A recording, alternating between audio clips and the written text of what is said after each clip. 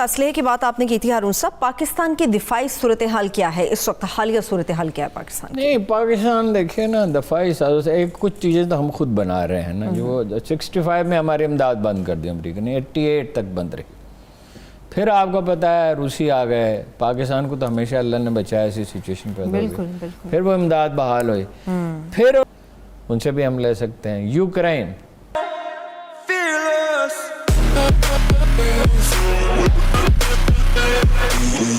Welcome to All India Times. All India Times کی نئی video میں آپ سبھی کا سواگت ہے. پاکستان کس طرح چائنا کے پیروں کے نیچے دبا ہوا ہے آج بڑے کھل کر اپنے میڈیا پہ بتا رہا ہے، اور اس کا یہ کہنا ہے کہ انڈیا کا جو سائنٹیفک سسٹم ہے، یعنی کہ ہمارا جو اسرو ہے، وہ پاکستان سے بہت چھوٹا ہے اور بلا بلا بلا. ان گدھوں کو یہ بتاؤ کہ دنیا میں ایک دن میں سب سے زیادہ سیٹلائٹس لانچ کرنے کا جو تمغہ ہے نا، وہ صرف انڈیا کے پاس میں ہی ہے، اور انڈیا کی جو میسائلز ہیں ان کا لیول کوئی اور میچ نہیں کر سکتا. لیکن ان گدھوں کو اپنی تعریف کے علاوہ کچھ اور دکھتا ہی نہیں ہے. ویڈیو کافی انٹرسٹنگ ہے، اینڈ تک ضرور دیکھیے گا. پسند آئے تو لائک، شیئر اور سبسکرائب کرنا بالکل نہ بھولیں. جے ہند، جے بھارت دوستوں. یوکرائن سے کچھ اسلحہ ہم لیتے ہیں، زیادہ تر چین سے. تو بہت سی چیزیں ہم خود بنا رہے ہیں. مطلب ہمارے پاس جو چھوٹے ایٹم بم ہیں تو وہ تو انڈیا اس کا ابھی خواب بھی نہیں دیکھ سکتا. دیکھیے پاکستانی سائنسدانوں نے بہت کام کیا، ان کو پورا ٹریبیوٹ نہیں پے کیا گیا.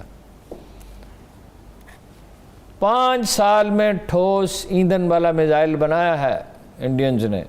اس کو عبدالکلام کی کتنی ستائش کی جاتی ہے. پاکستانیوں نے 2.25 سال میں. مجھے یاد ہے کہ جنرل کاکڑ گئے جنرل سمر اپنا ڈاکٹر سمر مبارک بند کے بعد، اور انہوں نے کہا کہ آپ کو بنانے چاہیے. اس وقت شاہین میزائل کی، غوری میزائل کی ضرورت تھی، وہ بن چکا تھا، لیکن اب لانگ رینج میزائل کی ضرورت تھی. تو انہوں نے کہا میں تو نیکڈ آئی سے کبھی دیکھا ہی نہیں، میزائل ہی نہیں دیکھا. انہوں نے کہا مگر آپ کی ٹیم بہت اچھی ہے. 2.25 سال میں ٹھوس ایندھن والا میزائل بنا کے لانچنگ پیڈ پہ لگا دیا. زبردست.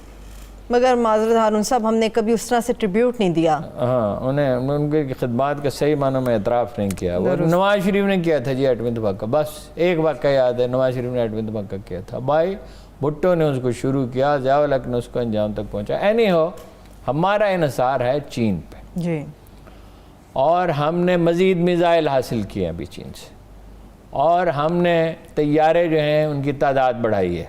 F-17 تھنڈر جو ہمارے طیارے.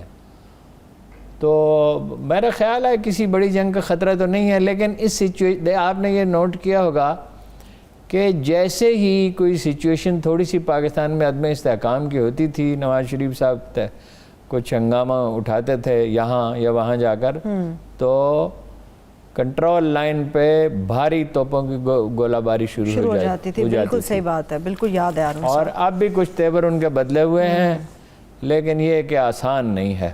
ٹھیک ہے. امریکہ سے پاکستانی قوم بیزار ہو چکی ہے بہت بری طرح، اور فوج بھی بیزار ہے. لیکن یہ نہیں ہے کہ ان کے ساتھ لڑائی کی جائے. وقت گزرنے کے ساتھ ساتھ ہمارا انحصار ان پہ اور کم ہوتا جائے گا. بالکل ٹھیک بات ہے ہارون صاحب. لیکن اور بھی مسئلہ ہے. ایک امریکہ فوجی اڈے ڈیمانڈ کر رہا ہے، پاکستان نے صاف انکار کر دیا، نہیں دیا جائیں گے. سوال ہی پیدا نہیں ہوگا.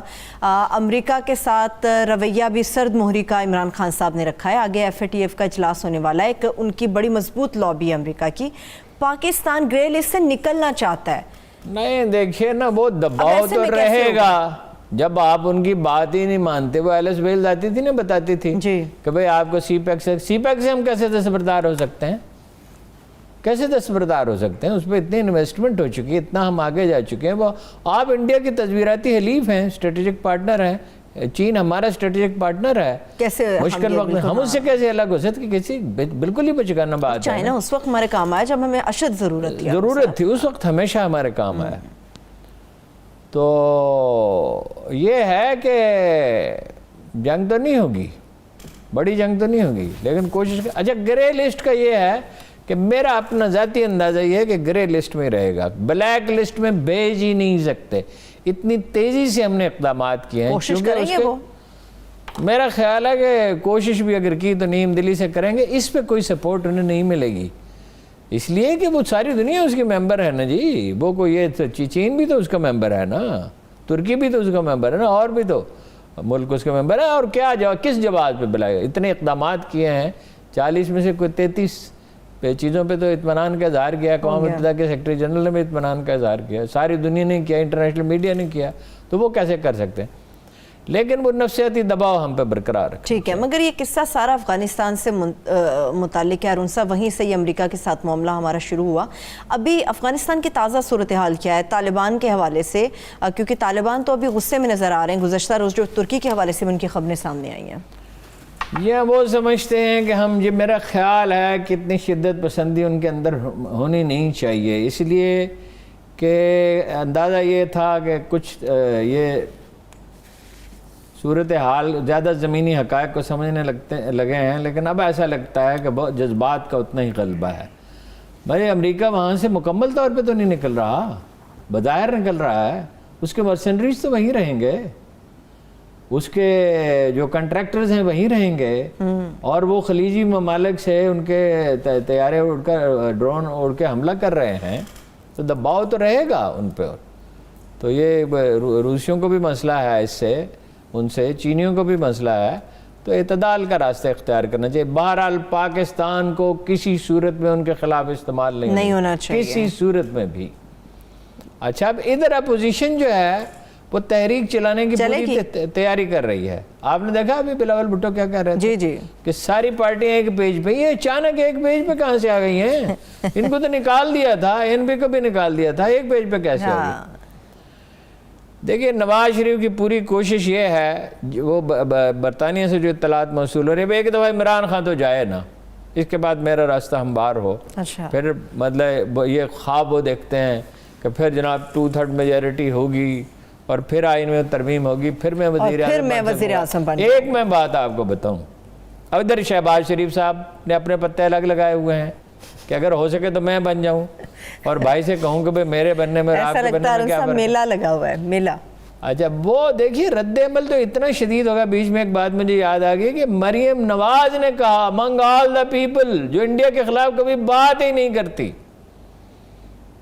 امریکہ کے خلاف کبھی بات ہی نہیں کرتی, اس نے کہا امریکہ سے کیا ساز بات ہوئی ہے؟ ابھی وہ تو ملا ہی نہیں, اس میں بات ہی نہیں ساز بات کیا ہوئی ہے؟ ٹھیک ہے, اس سے آپ اندازہ لگائیں رد عمل کتنا شدید. کچھ لوگ, خبر یہ ہے اب بہت ریلائبل سورسز کی ہے کہ عمران خان کے کچھ لوگ شہباز شریف سے رابطے میں, خان صاحب کے کچھ لوگ شہباز شریف سے رابطے میں, اور سول سرونٹس تو بہت سے رابطے میں ہیں. وہ تو ان کی سمجھ آتی ہے, اس لیے کہ وہ دوسرا آپشن ہمیشہ سول سروس سے زیادہ سیانی کلاس کوئی نہیں ہوتی, گھوڑا سوار کو خوب پہچانتا ہے. اس لیے وہ تو ادھر رابطہ رکھے ہوئے ہیں کہ شاید ممکن ہے یہی لوگ آ جائیں. اچھا, اس لیے کہ بہرحال اندیشہ تو رہتا ہی ہے. جس طرح کی حکومت خان صاحب نے اب تک چلائی, ابھی کچھ بہتری کے آثار ہیں.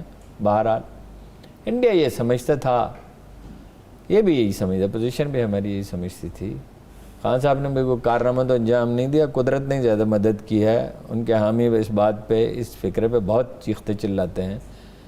تو کچھ گندم زیادہ ہو گئی, کچھ ٹیکسٹائل کی صورتحال بہتر ہو گئی اتفاق سے, کچھ ایک کنسٹرکشن والا فیصلہ ٹھیک کیا. انڈیا یہ سمجھتا تھا, اپوزیشن بھی یہ سمجھتی کرونا انہیں لے دے جائے گا. انڈیا میں تو یہ بات یقین سے کہی جا رہی تھی کہ کرونا کے بعد پاکستان بچے گا نہیں. ہوا کیا خدا کے ہوا, اس کے بالکل برعکس. ساری ہماری بے احتیاطیوں کے باوجود مطلب ابھی پھر ایک دو دن سے پھر سچویشن جو ہے تھوڑی سی زیادہ بگڑی ہے, لیکن بہرحال انڈیا میں تو 6,000 آدمی ایک دن میں مر گئے, اور 6,000 نہیں ہے, یہ کم از کم 15-20 ہزار. یہ انٹرنیشنل میڈیا بھی کہہ رہا ہے. اب وہ اس میں پھنس گئے.